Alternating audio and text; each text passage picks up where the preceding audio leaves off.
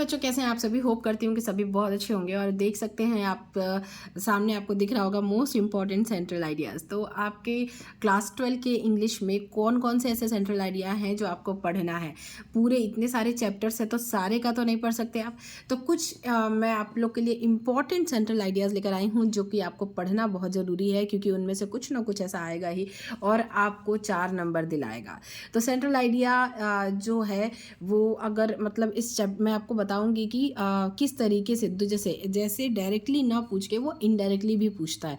तो 4 मार्क्स का है तो आपको ज़रूर ये पढ़ के जाना है। इससे एक ओवरव्यू आपको पता चल जाएगा और इससे रिलेटेड अगर लॉन्ग क्वेश्चन आता है तो भी आप लिख पाएंगे।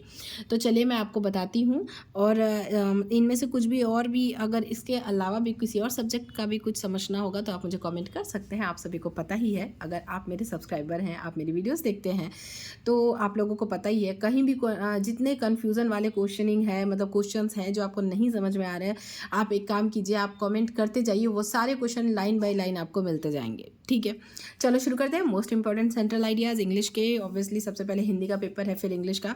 तो हिंदी तो फिर भी हो जाता है बट इंग्लिश नहीं होता, पर फिर भी हिंदी में भी अगर आपको कहीं कन्फ्यूज़न है तो आप मुझे कमेंट कर सकते हैं। मैं भी कुछ मैं आपको एक के बाद एक सबके मॉडल पेपर भी प्रोवाइड करवा दूँगी। तो चलिए शुरू करते हैं। माई मदर एट 66 जो है वो फर्स्ट हमारा सेंट्रल आइडिया है। और इसको मैंने काफ़ी अच्छे से एक्सप्लेन किया है कि भाई जो पोएटिस है हमारी कमला दास, राइट। जो माई मदर एट 66 किसने लिखा है? कमला दास ने लिखा है। तो जो पोएटिस है वो अपनी माँ को खोने का जो एक डर है, फियर है, वो इसमें प्रेजेंट कर रही है, मतलब बता रही है। ठीक है, तो ये हमारा फर्स्ट वाला है central idea, my mother eight 66, जो कि बहुत ज़्यादा इंपॉर्टेंट है और बहुत ज़्यादा ईजी है। मैंने बहुत इजी वे में समझाया है। अगर आपने वीडियो नहीं देखी है तो ज़रूर देखिए, आपको एक बार देखने के बाद काफ़ी हद तक समझ में आ ही जाएगा और उसके बाद ज़्यादा आपको रटने की ज़रूरत नहीं पड़ेगी। इस तरीके से मैंने बताया है।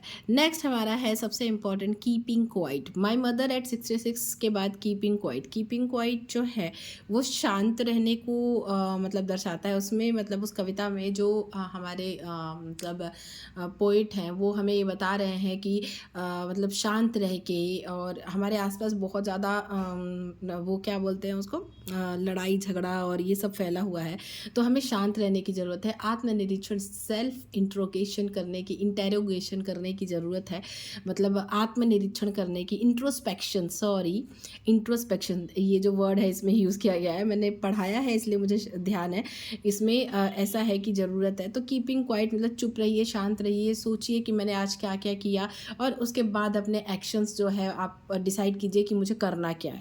मतलब सोच समझ कर कोई चीज़ डिसाइड करना, कीपिंग क्वाइट में यही बताया गया है। तो आप इसे पढ़ लीजिएगा। इसे भी मैंने बहुत अच्छे तरीके से बताया है कि किस तरीके से आपको लिखना है, बहुत ईजी वे में, बहुत आसान तरीके से।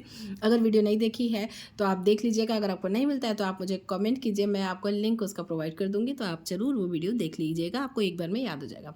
नेक्स्ट हमारा इंपॉर्टेंट है अ थिंक ऑफ ब्यूटी।